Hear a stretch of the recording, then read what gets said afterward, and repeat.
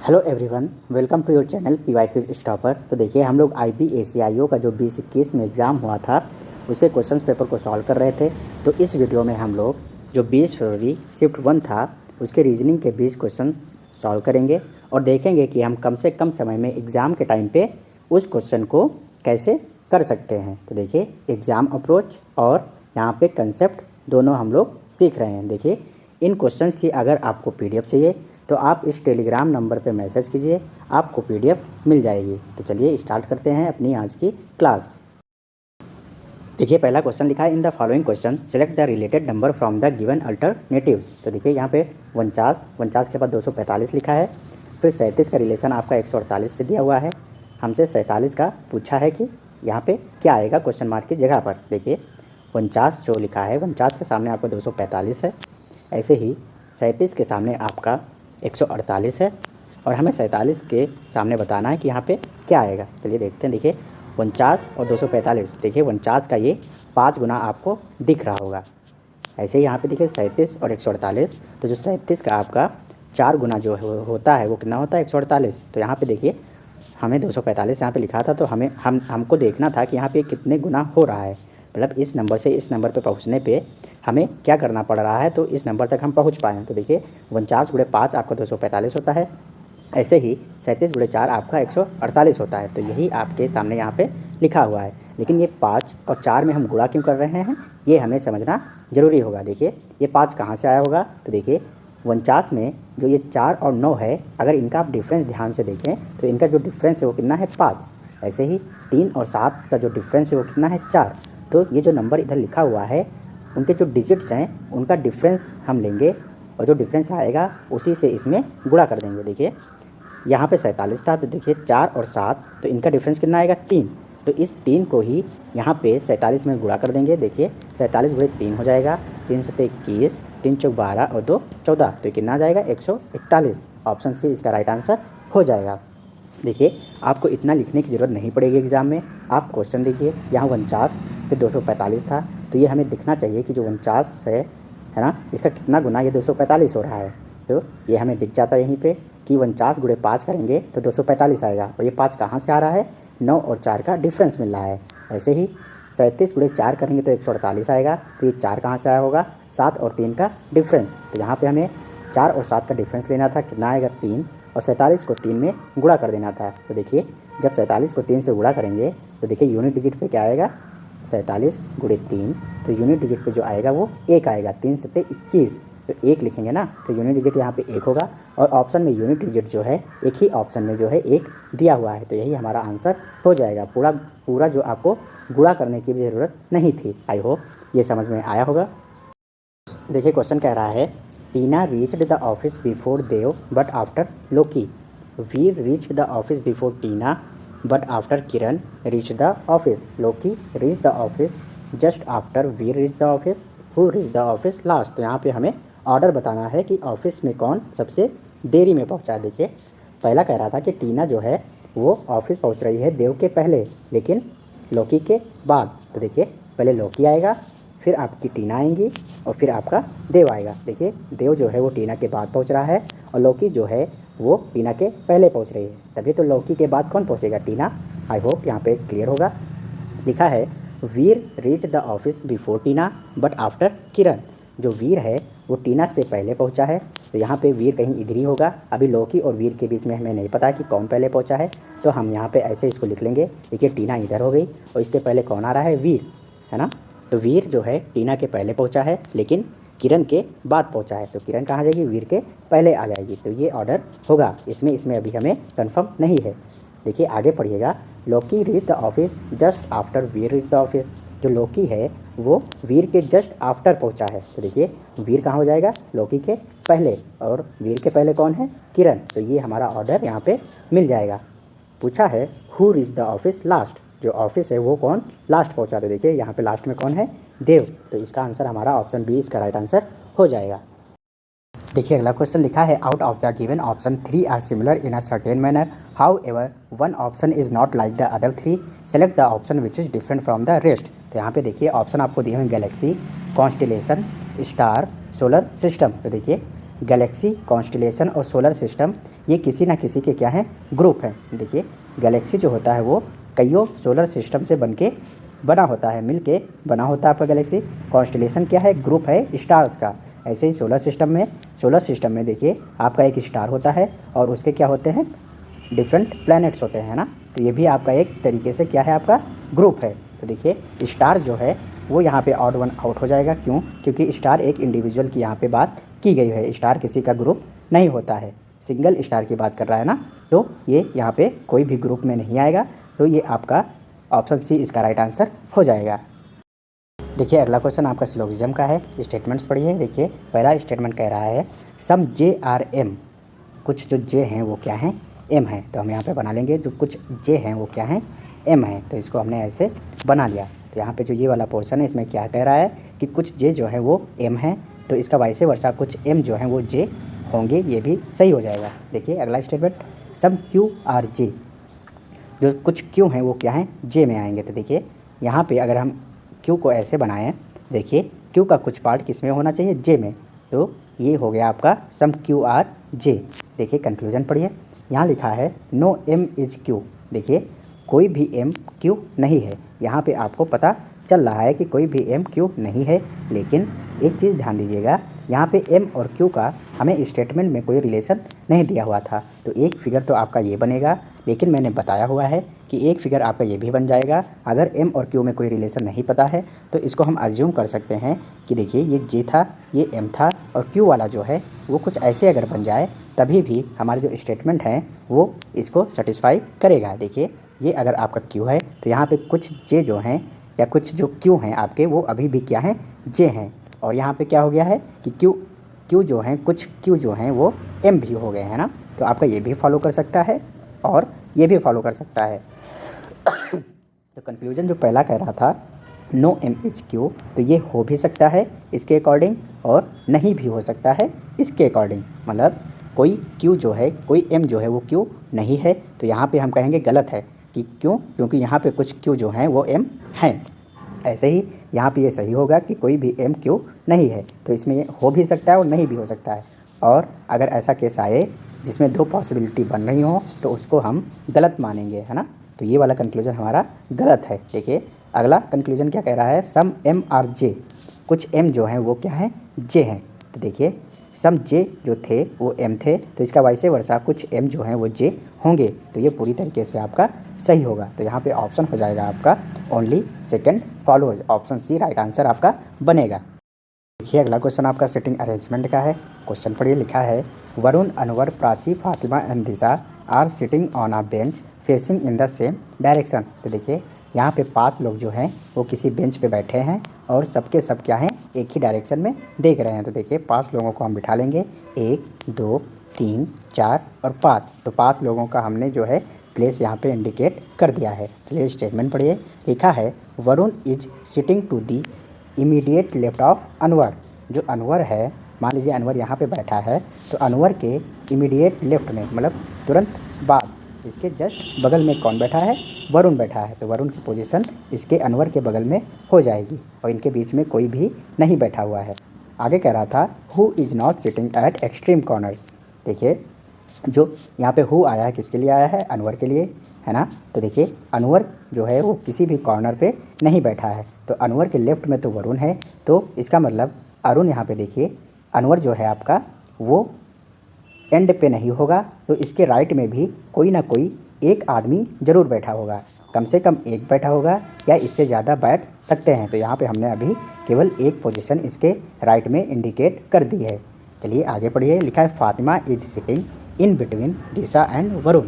देखिए वरुण और दिशा के बीच में कौन बैठा है, फातिमा। तो देखिए वरुण आपका ये है, तो फातिमा, वरुण और फातिमा के बीच में कौन, सॉरी वरुण और दिशा के बीच में कौन बैठा है, फातिमा। तो ये वरुण हो गया और ये हम मान लेते हैं हमारी दिशा हैं, तो इनके बीच में कौन बैठ जाएगी, फातिमा, है ना। और कह रहा है Prachi is sitting at extreme right. जो प्राची है वो एक्सट्रीम राइट पे बैठी है। तो देखिए ये राइट है हमारा और ये लेफ्ट है, तो एक्सट्रीम राइट कौन सा बनेगा आपका, ये वाला प्लेस। तो यहाँ पे कौन बैठ जाएगा, यहाँ पे प्राची बैठ जाएंगी, है ना। आई होप इतनी क्लियरिटी आपको मिली होगी। लिखा है who is to the right of Anwar. Anwar के राइट में कौन है? तो देखिए अनवर के राइट में आपकी प्राची हैं, तो इसका आंसर हो जाएगा option A right answer. I hope ये समझ में आया होगा। देखिए ऐसे क्वेश्चन हम कर चुके हैं, है ना। हमें लगभग हर शिफ्ट में क्वेश्चंस मिले हैं सेम पैटर्न पे, तो इसमें आपको कोई भी प्रॉब्लम नहीं होनी चाहिए।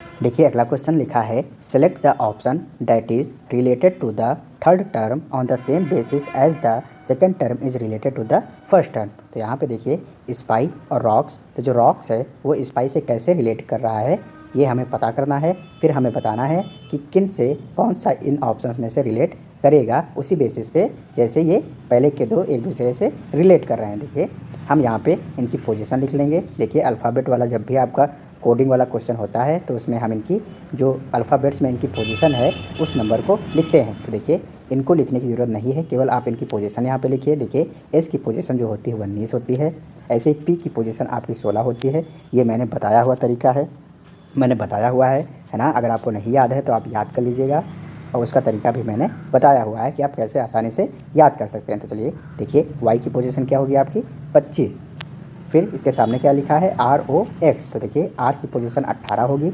ओ की पोजीशन जो होती है वो 15 होती है, और एक्स की पोजीशन आपकी 24 होती है। देखिए 19 से 18 हुआ है, मतलब -1 की कमी यहाँ पे आई है। 16 से 15 हुआ है, यहाँ भी -1 हुआ है, और 25 से 24 हुआ है, यहाँ पे भी -1 हुआ है। मतलब एक एक कम करके यहाँ पे ये कोड बनाया गया है। ऐसे ही देखिए किन का क्या हो जाएगा, तो के देखिए 11 होता है, तो 11 में 1 की कमी करेंगे तो कितना आएगा 10, और 10 पे आपका कौन होता है जे। तो देखिए दो ऑप्शन जो है आपके एलिमिनेट हो जाएंगे। देखिए आगे आई, तो आई की पोजीशन जो होती है वो 9 होती है, 9 में 1 की कमी करेंगे तो ये हो जाएगा 8, तो जे के बाद जो मिलेगा वो एच मिलेगा। देखिए आपका एक ही ऑप्शन बचा JH, और ये भी एलिमिनेट हो गया, तो आपका यही आंसर हो जाएगा। बाकी आगे करिए चाहे ना करिए, आपका आंसर जो है वो मिल गया है। तो ऑप्शन एलिमिनेशन का ये एक फ़ायदा होता है कि हम अपने करेक्ट आंसर तक पहुँचने में जो हमारा टाइम लगता है वो कम लगता है, और हम जल्दी से जल्दी अपने करेक्ट आंसर पे पहुंच पाते हैं। देखिए एन की पोजीशन जो होती है 14 होती है, तो 14 में 1 कम करेंगे कितना आएगा 13, 13 पे जो होता है आपका एम होता है, तो ये JHM आपको मिलने वाला था, और वही हमने टिक यहाँ पे किया हुआ है। आई होप आपको समझ में आया होगा। देखिए कोडिंग वाले क्वेश्चन हम कई बार कर चुके हैं, तो कोई प्रॉब्लम इसमें नहीं होनी चाहिए। देखिए अगला क्वेश्चन यहाँ पे आपको फिगर सीरीज़ दी हुई है, और आपसे पूछा है कि नेक्स्ट फिगर सीरीज, इस फिगर सीरीज़ में जो है नेक्स्ट कौन सा फिगर आएगा। तो देखिए यहाँ पे क्या हो रहा है हम देखते हैं। देखिए यहाँ पे सर्कल है, सर्कल जो यहाँ से यहाँ जाने में जो सर्कल है, देखिए पहले इस कोने में था, फिर इस वाले में ये सर्कल जो है इधर चला गया है इस कोने में, है ना।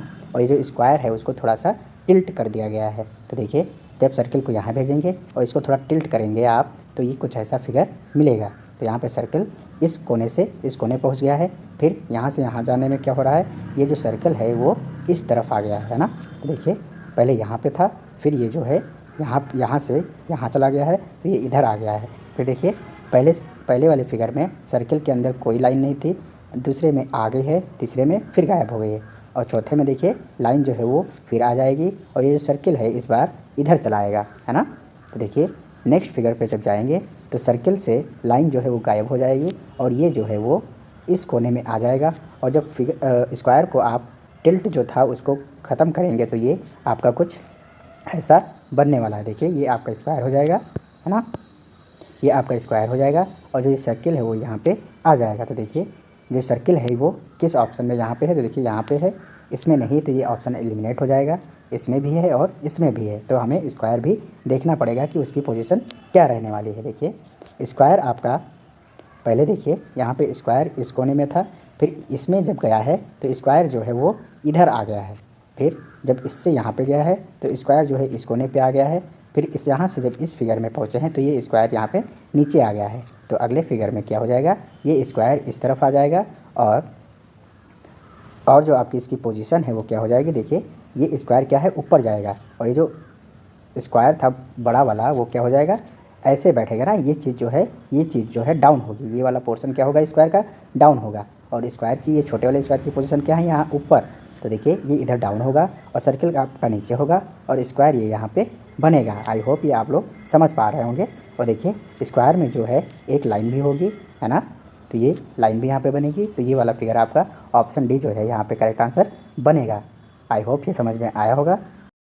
देखिए अगला क्वेश्चन कह रहा है by interchanging the given two signs which of the following equations will be correct. तो यहाँ पे प्लस और इनटू को चेंज करना है। आपकी जो इक्वेशन दी हुई हैं तो इसमें से अगर इनको चेंज करेंगे इनटू और प्लस को तो कौन सी इक्वेशन जो है वो करेक्ट होगी, ये हमसे पूछा है। तो देखिए यहाँ पे 16 गुणे 9 है, प्लस में 2 है तो प्लस की जगह पे इनटू आ जाएगा और इनटू की जगह पे प्लस आ जाएगा। तो ये हो जाएगा आपका 16 + 9 गुणे 2 डिवाइडेड बाई 3 माइनस 5। तो देखिए इसको 16 + 9 गुणे 2, 3 को बटे में ले जाएंगे तो यहाँ हो जाएगा और ये हो जाएगा माइनस का 5। इसको सॉल्व कर लीजिए तो 3 × 9 और 3 दूनी 6, तो यहाँ पे कितना हो जाएगा 16 + 6 माइनस 5। देखिए 6 में से 5 जाएगा तो कितना बचेगा 1 16 में जुड़ जाएगा तो ये कितना हो जाएगा 17। तो मतलब इंटरचेंज करने पे ये वाली इक्वेशन जो है वो सही हो जाएगी। फिर देखिए अगला जो इक्वेशन दी हुई है यहाँ 43 है, गुणे की जगह पे प्लस आ जाएगा 11 माइनस 44 और डिवीज़न, तो इसको आप बटे में ले लीजिए और प्लस की जगह पे क्या आ जाएगा आपका इनटू, है ना। तो ये हो जाएगा देखिए 11 से 11 कट जाएगा, 43 और 11 आपका कितना होता है 54 माइनस 44, तो ये आ जाएगा आपका 10 और वही यहाँ पे दिया हुआ है। तो ये भी हमारा इंटरचेंज करने पे इक्वेशन जो है वो सही हो जाएगी। तो यहाँ पे both A and B, both statement first and second सही हो जाएंगे, है ना। चलिए आपको समझ में आया होगा। चलिए देखते हैं अगला क्वेश्चन। देखिए अगला आपको लिखा है कि कंप्लीट द फॉलोइंग सीरीज़। आपको सीरीज़ दी हुई है, इसको हमें क्या करना है कंप्लीट करना है। देखिए यहाँ पे ई है 25 लिखा हुआ है, जे 100 लिखा हुआ है, ओ 2 to 5 लिखा हुआ है। तो हमसे ये जो ब्लैंक है उसमें क्या आएगा हमसे पूछा है। देखिए ई की पोजीशन जो होती है वो क्या होती है 5 और इसके सामने जो नंबर लिखा हुआ वो क्या लिखा है 25, है ना। ऐसे जे की पोजीशन जो होती है 10 होती है और इसके सामने जो नंबर लिखा हुआ है वो क्या लिखा हुआ है 100, है ना। तो देखिए 5 का स्क्वायर 25 होता है और 10 का स्क्वायर आपका 100 होता है। तो यही यहाँ पे जो लिखा हुआ है वो इस लेटर की जो है, जो लेटर आपको दिए हुए हैं उनकी पोजीशन और जो पोजीशन होती है उसका स्क्वायर यहाँ पे लिखा हुआ है। देखिए ओ की पोजीशन आपकी 15 होती है और 15 का स्क्वायर होता है 225। तो पूछा है कि आगे क्या आ जाएगा, क्या आएगा यहाँ पे। तो देखिए 5 में 5 जोड़ने पे 10 आया है, फिर 5 जोड़ा है तो 15 आया है। तो यहाँ पे 5 5 क्या हो रहा है ऐड हो रहा है ना। तो आगे 5 ऐड होके कितना हो जाएगा 20 और 20 पे कौन होता है टी। देखिए टी एक ही ऑप्शन में है तो यही हमारा आंसर हो जाएगा और बाकी 20 का स्क्वायर करेंगे कितना हो जाएगा 400। तो ये बनेगा टी और 400। तो ऑप्शन ए यहाँ पे इसका करेक्ट आंसर हो जाएगा। देखिए अगला क्वेश्चन आपका ब्लड कोडिंग का है, जहाँ पे आपको थोड़ी कोड जो है वो दिए गए हैं कि A% B means A is the wife of B, A#B means A is the brother of B, A*B means A is the son of B। तो आपसे पूछा है विच of the following expression indicates that P is the son of R। जो P है वो R का क्या होना चाहिए पुत्र होना चाहिए। तो देखिए पुत्र है P तो मतलब P क्या होगा आपका मेल होगा। चलिए ऑप्शंस देखते हैं। देखिए P और R का हमें रिलेशन देखना है तो हम जहाँ पे P और R होंगे केवल उसी को हम देखेंगे ताकि हमारा जो क्वेश्चन है वो तेज़ी से हो सके। देखिए यहाँ पे पहले ऑप्शन में P और R के बीच में क्या है हैशटैग है और हैशटैग का मतलब है कि A is the brother of B। जो A है वो क्या है B का भाई है। तो देखिए यहाँ पे क्या हो जाएगा P जो है वो R का भाई हो जाएगा। हमें क्या चाहिए P जो है वो पुत्र चाहिए R का, है ना। P is the son of R हमसे पूछा है तो यहाँ पे भाई हो रहा है तो ये ऑप्शन एलिमिनेट हो जाएगा। देखिए अगले में देखिए R*P और स्टार का मतलब क्या है A is the son of B। जो A है वो B का पुत्र है। तो देखिए यहाँ पे क्या हो जाएगा R जो है वो पुत्र हो जाएगा P का।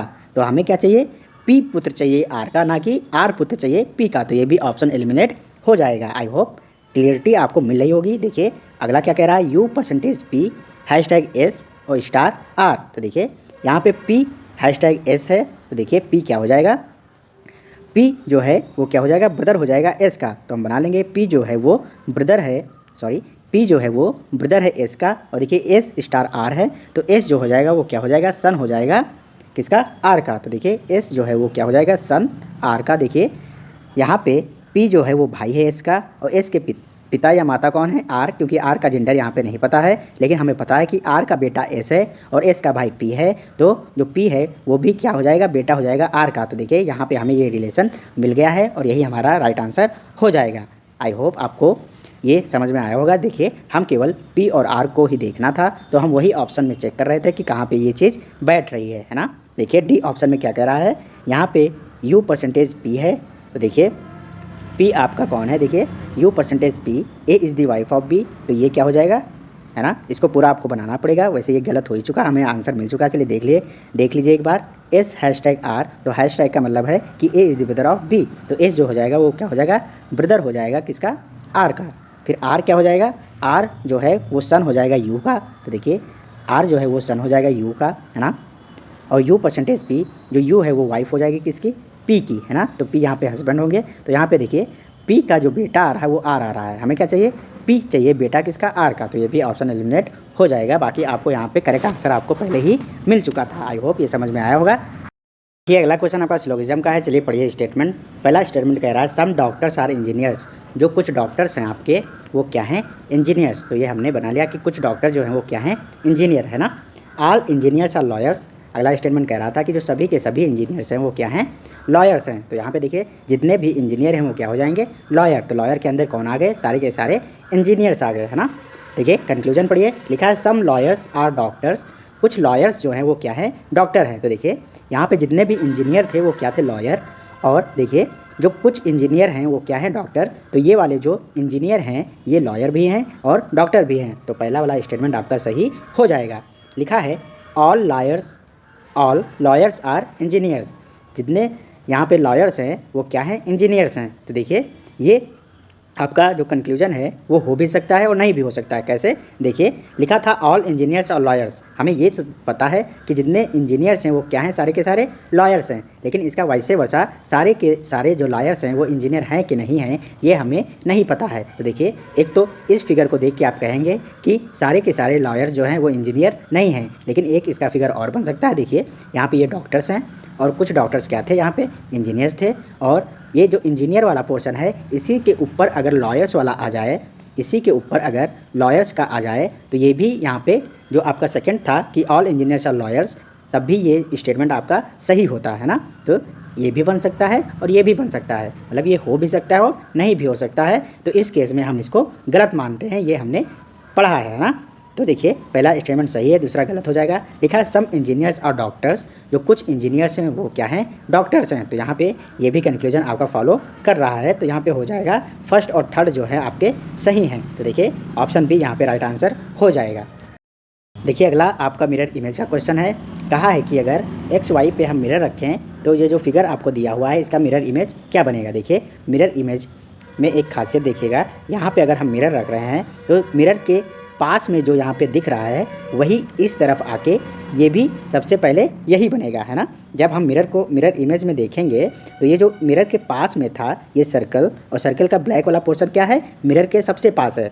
तो मिरर इमेज में भी आपका जो ये सर्कल है और सर्कल का जो ब्लैक वाला पोर्शन है वो सबसे पास में होगा। देखिए सबसे पास में यहाँ पे देखिए ये आपका उल्टा हो गया है ना, जो इमेज है देखिए इसमें ये ऐसे था और इसमें ये ऐसे हो गया। तो ये आपका ऑप्शन जो है वो एलिमिनेट हो जाएगा। देखिए दूसरे वाले ऑप्शन में यहाँ पे देखिए ऊपर चला गया है तो ये भी ऑप्शन एलिमिनेट हो जाएगा। यहाँ पे देखिए यहाँ पे पास में है तो ये वाला आंसर हो सकता है। यहाँ पे देखिए ये नीचे चला गया तो ये भी ऑप्शन एलिमिनेट आपका हो जाएगा। तो देखिए मिरर इमेज में क्यों कोई एक चीज़ पकड़िए और उसी को देखिए कि ये कहाँ बनना चाहिए और उसी से हम अपने ऑप्शन एलिमिनेट करते हुए चले जाएंगे और बड़ी ही आसानी से आपका आंसर जो है वो मिल जाएगा। आई होप ये आपको समझ में आया होगा। चलिए देखते हैं अगला क्वेश्चन।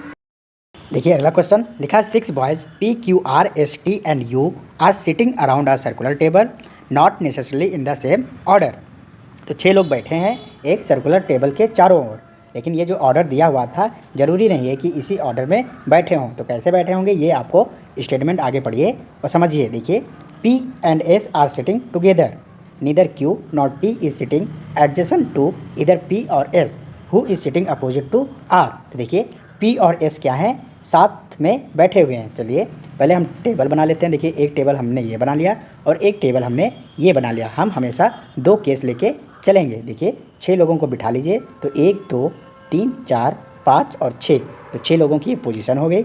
चलिए दोनों में आप बना लीजिए, साथ में बनाते चलिए ताकि अगर कुछ गड़बड़ी हो रही हो पहले वाले केस में तो हम इस वाले फिगर में इसको सही कर सकें। देखिए कह रहा है P और S जो है वो साथ साथ बैठेंगे। तो मान लीजिए P यहाँ पे बैठा है तो S इसके बगल में ही कहीं बैठा होगा, है ना। देखिए P अगर यहाँ बैठा है तो S यहाँ पे बैठेगा, और मान लीजिए S इधर बैठा है तो P इधर बैठेगा। ये आपस में इंटरचेंज हो सकते हैं लेकिन बैठेंगे कहाँ, साथ ही साथ, है ना।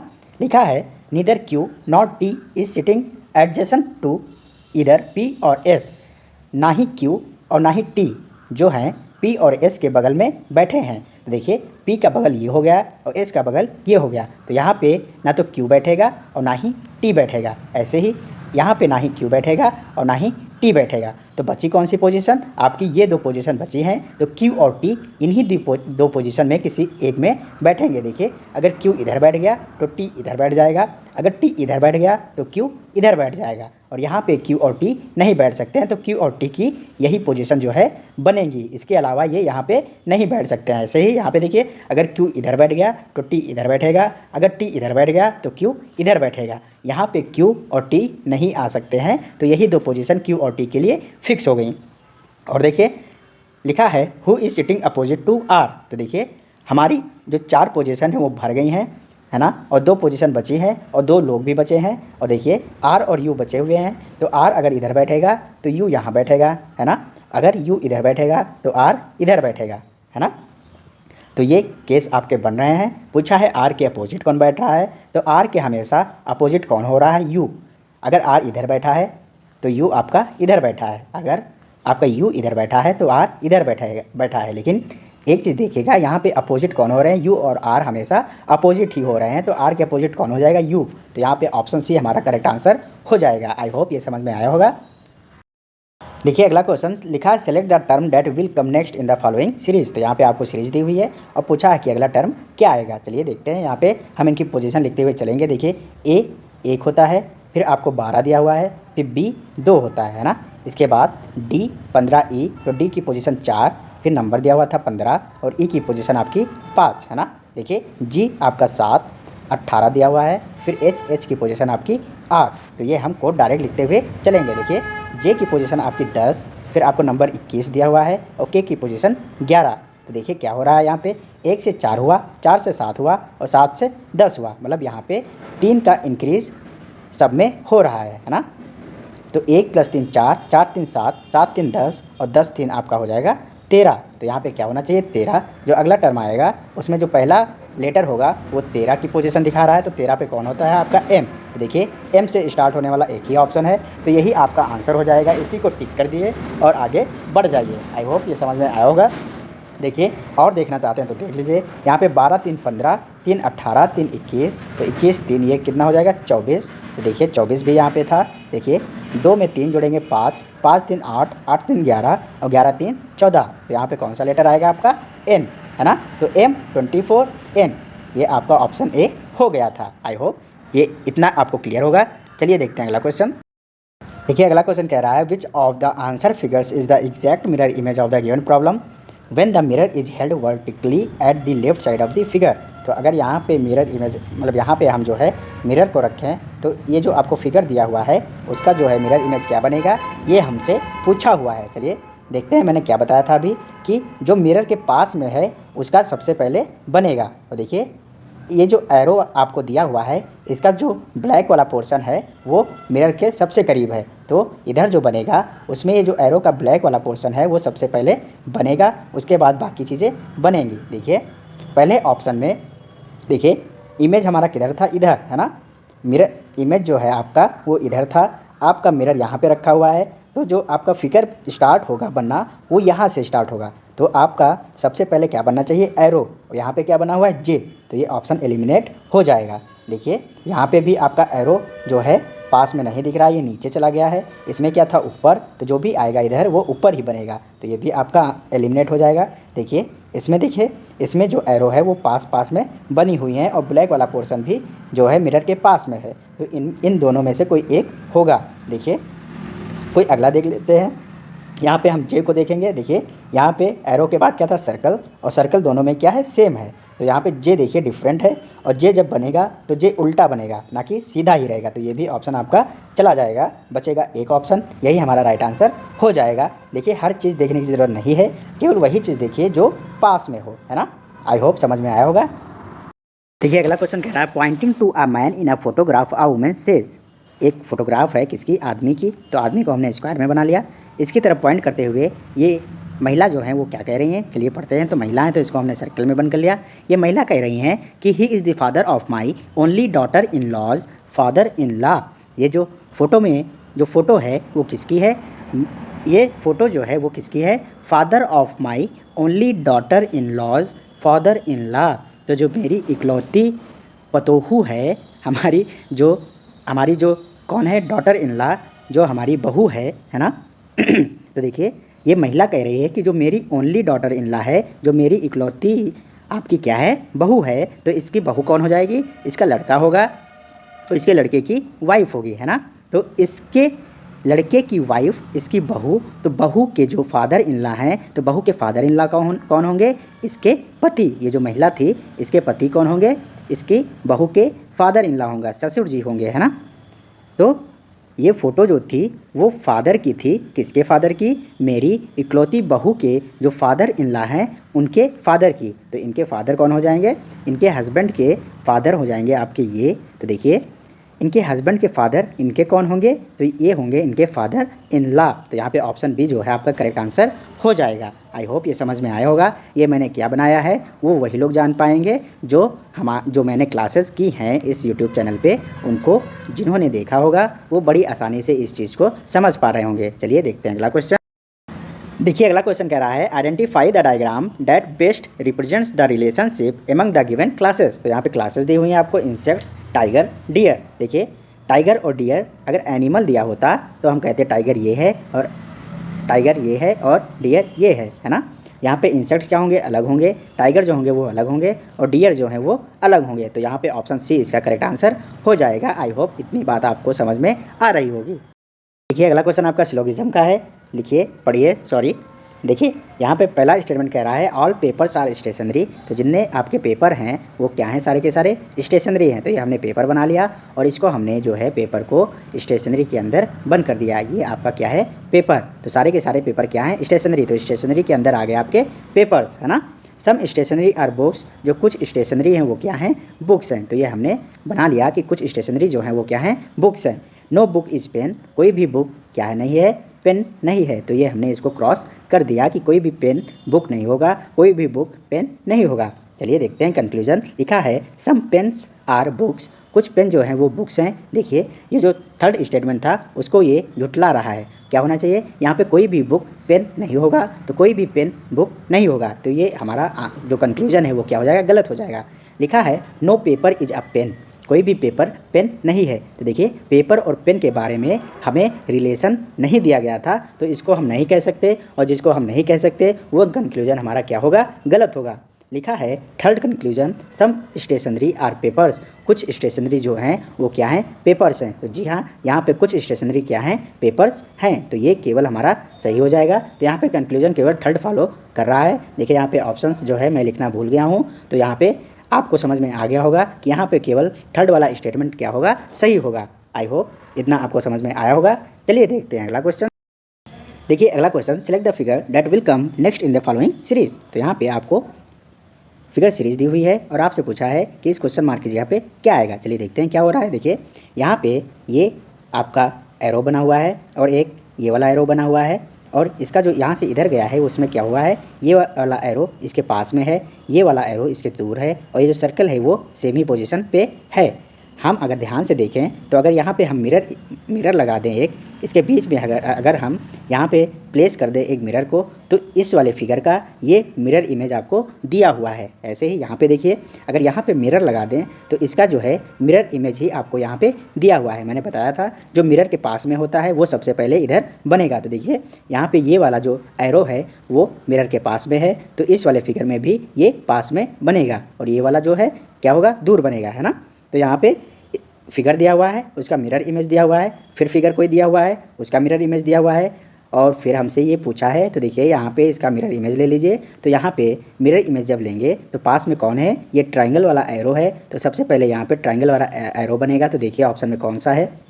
देखिए ये ऊपर बनना चाहिए, ये नीचे बना दिया, ये गलत हो जाएगा, है ना। यहाँ पे ट्रायंगल वाला एरो जो है पास में बनता हुआ दिख रहा है ना। यहाँ पे देखिए ट्रायंगल ही नहीं पूरा है, तो ये ऑप्शन एलिमिनेट, और यहाँ पे ये वाला एरो जो है वो पास में है, तो ये भी ऑप्शन एलिमिनेट हो जाएगा, है ना। बचा कौन? ऑप्शन बी इसका राइट आंसर हो जाएगा।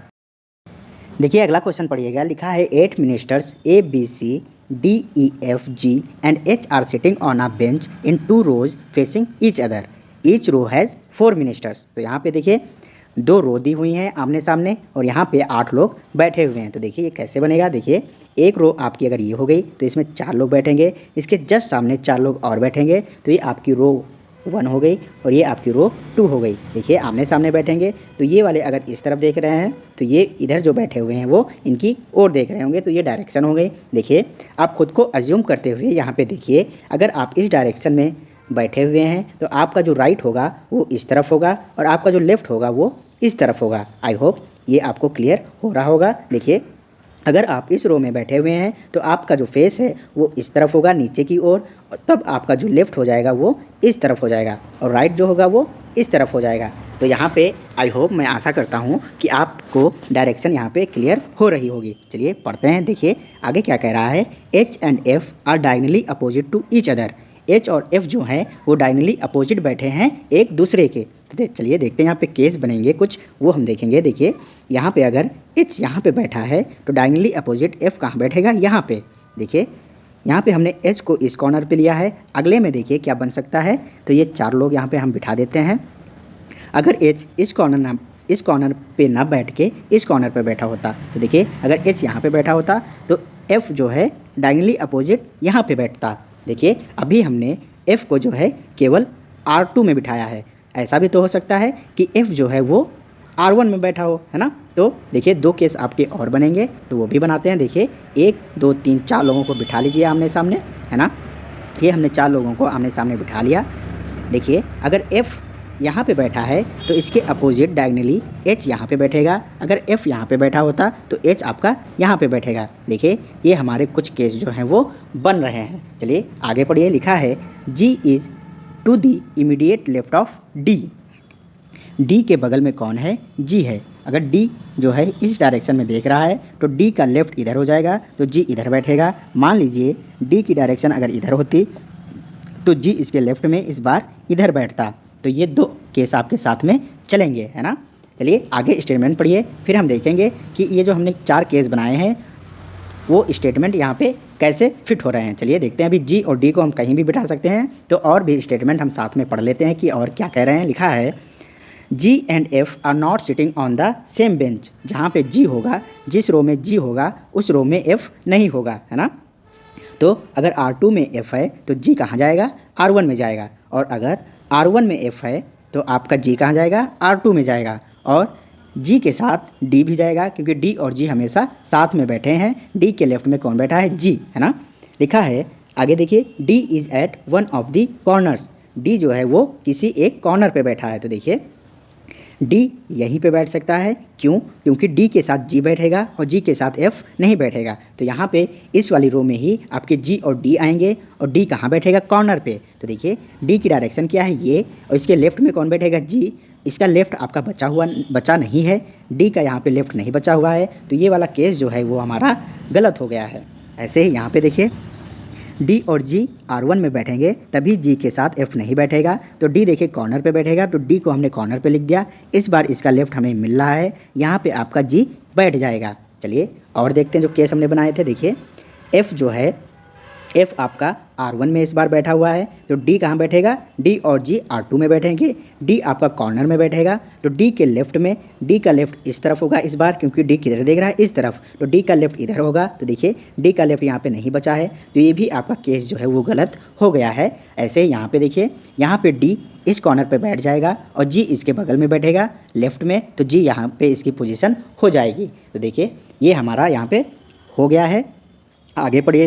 क्वेश्चन में लिखा है C is sitting between E and B. जो सी है वो ई और बी के बीच में बैठा है। तो देखिए हमारे 1 2 3 4 प्लेस भर चुके हैं और बचे कितने हैं, 3। और इधर R1 में जो है 3 प्लेस बचे हुए हैं और ई और बी के बीच में कौन बैठा है, सी। तो देखिए ई या तो इधर बैठेगा या तो आपका बी इधर बैठेगा, तो ई इधर बैठेगा और सी बीच में बैठेगा। तो देखिए यहाँ पे ये पोजीशन भरिए। ये जो 3 लोग हैं लगातार वो इसी में हम भर सकते हैं। तो देखिए यहाँ पे R2 में लिखिए, देखिए या तो ई यहाँ बैठेगा तो बी यहाँ पे बैठेगा, है ना। इनके बीच में कौन बैठेगा, सी, है ना। या फिर बी या तो यहाँ बैठेगा, है ना। तो अगर बी यहाँ पे बैठा है तो ई इस बार इधर बैठ जाएगा। ऐसे यहाँ पे देखिए ई अगर यहाँ पे बैठा है तो बी इधर बैठ जाएगा। इनके बीच में कौन बैठ जाएगा, सी। या फिर बी इधर बैठेगा तो ई इस बार इधर बैठ जाएगा। तो ये ई और बी की पोजीशन हमें यहाँ पे क्लियर अभी नहीं चल पा रही है कि कौन किधर बैठा हुआ है ई और बी में, लेकिन ये ज़रूर पता है कि ई और बी के बीच में कौन बैठेगा, सी, है ना। दोनों में सी की पोजीशन हमें कन्फर्म मिल रही है। चलिए लिखा है यहाँ पे, देखिए एक प्लेस आपका बच गया है, और कौन सा बच गया है मेंबर, तो वो ए है। तो ए यहाँ पे बैठ जाएगा और इसमें यहाँ पे बैठ जाएगा। लिखा है who is sitting opposite to A, A के अपोजिट में कौन बैठा है, तो देखिए यहाँ पे ए के अपोजिट में सी बैठा हुआ है, ऐसे ही यहाँ भी ए के अपोजिट सी बैठा हुआ हमें दिख रहा है। तो ए के अपोजिट सी है, ये दोनों केस में ही ट्रू है, तो ये आपका ट्रू हो जाएगा कि ए के अपोजिट हमेशा कौन बैठेगा, सी। तो ऑप्शन डी यहाँ पे राइट आंसर आपका हो जाएगा। तो चलिए देखिए, ये हमारे थे 20 क्वेश्चन रीजनिंग के, जिनको हमने बड़ी ही आसानी के साथ समझते हुए किया हम लोगों ने, है ना। और तरीके सीखे, एग्ज़ाम के भी तरीके सीखे, और क्वेश्चंस के कंसेप्ट भी सीखे कि कैसे क्वेश्चन को अप्रोच करना है ना। आई होप आपको ये वीडियो समझ में आई होगी, आपको अच्छी लगी होगी, है ना। अगर अच्छी लगी है वीडियो तो आप ज़रूर लाइक कीजिएगा और अपने दोस्तों के साथ भी शेयर कीजिएगा। तो ये वीडियो यहीं तक, आगे हम देखेंगे 20 फरवरी का जो शिफ्ट 2 है उसके मैथ्स और रीजनिंग के क्वेश्चन, तो आपको उन वीडियोज़ का इंतज़ार रहेगा, है ना। चलिए मिलते हैं अगली वीडियो में, धन्यवाद।